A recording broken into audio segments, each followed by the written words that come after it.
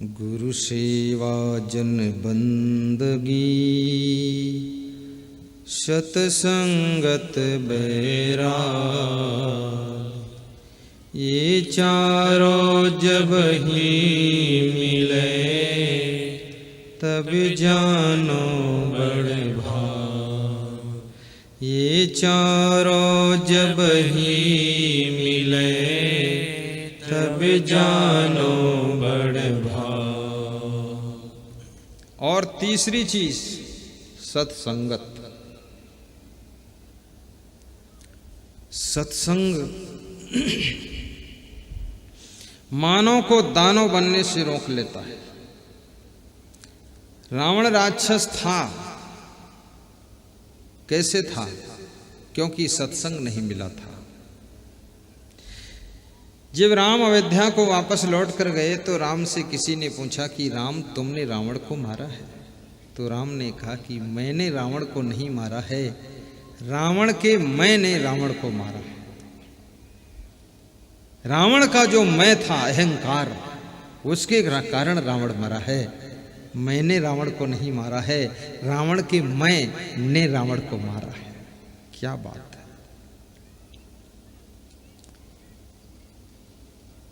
भाइयों और बहनों, याद रखना, इस अहंकार को नष्ट करने वाला कौन है? ये सत्संग ही अहंकार को गलाता है। ये सत्संग साधारण चीज नहीं है। लोभ को भी नष्ट करता है, मोह को कम कर देता है, काम वासना को कंट्रोल कर देता है। सत्संग का ही प्रभाव था जो रत्नाकर डाकू वाल्मीकि जैसा साधु बन गया था। और सत्संग का प्रभाव है जो आज यहां पर ये 5-6 हजार लोग शांति से एक साथ बैठे हैं। अन्यथा 5-6 हजार लोग जहां इकट्ठे हों वहां तो बहुत हल्ला मचता है, कोलाहल। ये सत्संग का प्रभाव।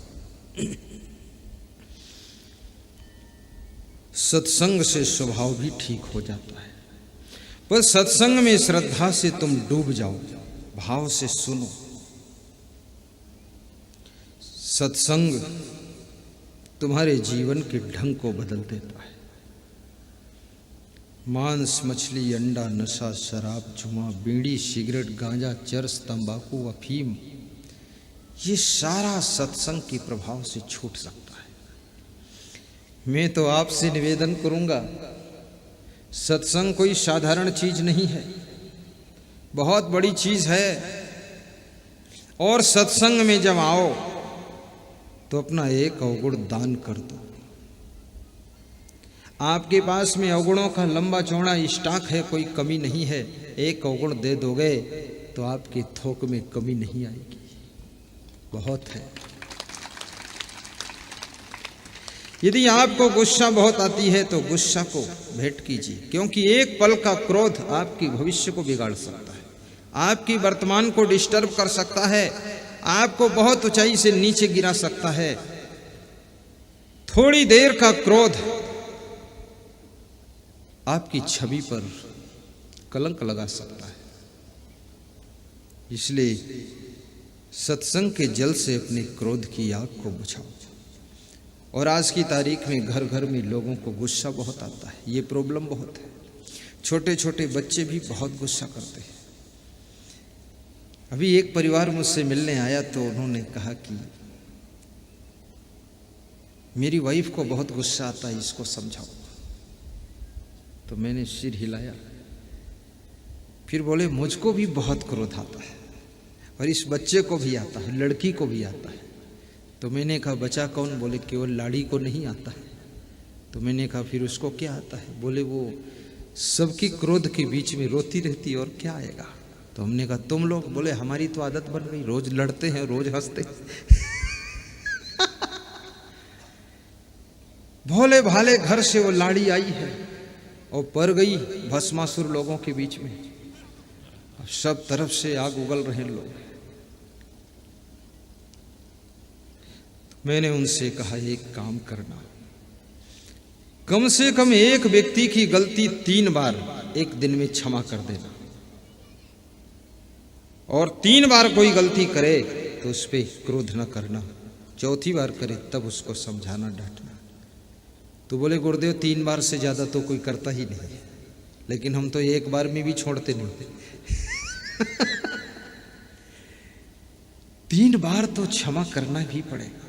किसी से कहीं बर्तन गिरेगा, किसी से कहीं दूध गिर जाएगा, किसी से पूरी चाय की प्लेटें लुढ़क जाएंगी, कोई से कांच का प्याला फूटेगा, कोई खुद ही गिर पड़ेगा, कोई कपड़ा कहीं फाड़ फूड़ के आएगा, कोई पैसे गिरा के आएगा। इतने लंबे परिवार में कुछ न कुछ लफड़ा तो रोज होता ही रहेगा। कोई देर तक सोएगा, कोई सोने के बाद उठेगा तो आएगा ही नहीं तुम्हारे पास। और याद रखना, इन सबको समझाना भी है, इनकी सहना भी है, इनकी गम खाना भी है, और साथ में इनको निभाना भी है। इसलिए इनको क्षमा भी करना पड़ेगा। अगर क्षमा नहीं करोगे तो ये आत्माएं भटक सकती है, ये राह पर नहीं चलेगी। अपनी लाड़ी को भी क्षमा करो। लाड़ी कहती है मैं मायके जाऊंगी 3 दिन के लिए, और वहां जब मायके पहुंचती है तो 13 दिन वहीं रहती है, आती ही नहीं लौट। अब इधर सासू न भगवान का नाम लेती, न देवी का नाम, रोज लाड़ी का नाम लेती। देखो 3 दिन के लिए बोल कर गई थी, 13 दिन हो गए नहीं आई। 3 दिन के लिए कह कर गई थी, 13 दिन नहीं आई। और ये घर कौन संभालेगा, ये सब हमारे माथे पड़ गए।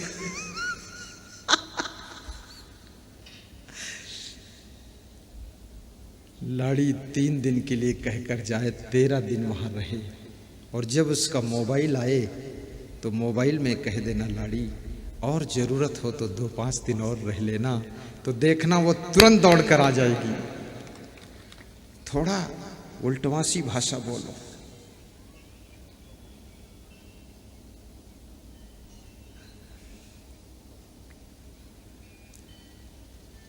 प्रेम की गंगा बहाते चलो, प्रेम की गंगा बहाते चलो, जीवन को निर्मल बनाते चलो, जीवन को निर्मल बनाते चलो। प्रेम की गंगा बहाते चलो, प्रेम की गंगा बहाते चलो, जीवन को निर्मल बनाते चलो, जीवन को निर्मल बनाते चलो, जीवन को निर्मल बनाते चलो। मार्ग में आए छोटी सी चींटी, मार्ग में आए छोटी सी चींटी, सबको हृदय लगाते चलो, सबको हृदय लगाते चलो, प्रेम की गंगा बहाते चलो, प्रेम की गंगा बहाते चलो। ज्योति से ज्योति जलाते चलो, ज्योति से ज्योति जलाते चलो, प्रेम की गंगा बहाते चलो, प्रेम की गंगा बहाते चलो। बोलो सद्गुरु भगवान की जय। सीधे बैठ जाओ। सज्जनों और देवियों, चौथी चीज वैराग्य, बड़ी महत्वपूर्ण चीज है। साधुओं के लिए वैराग्य प्राण है। वैराग्यहीन साधु मुर्दा है। वैराग्य विहीन साधु सड़ सड़ करके बदबू फैलाता है। वैराग्य विहीन साधु गृहस्थों के लिए भी कलंक बन जाता है। जिसके घर जाएगा उसके घर को भी दुर्गंधित कर देगा। वैराग्य संत की जान है और गृहस्थ का वैराग्य गृहस्थ की शोभा है। गृहस्थ में ऐसा वैराग्य हो जिसको तुमने पति बनाया है उसके प्रति पति की दृष्टि हो और बाकी पुरुषों के प्रति पिता और पुत्र की दृष्टि हो। ये नारी के लिए गृहस्थी का वैराग्य कहा जाता है। और पुरुषों के लिए जिसको तुमने पत्नी चुना है उसके प्रति तो पत्नी की दृष्टि हो, लेकिन अन्य नारियों के प्रति माँ, बहन और बेटी की दृष्टि हो। देखना, इस दृष्टि से ही तुम्हारा मन पवित्र हो जाएगा और तुम्हें स्वर्ग मिल जाएगा। दृष्टि बदलो। अभी कल यहाँ माताएं प्रणाम करने आ रही थी तो मेरे मन में ऐसा लगा कि मेरी माँ के समान भी है इसमें कुछ।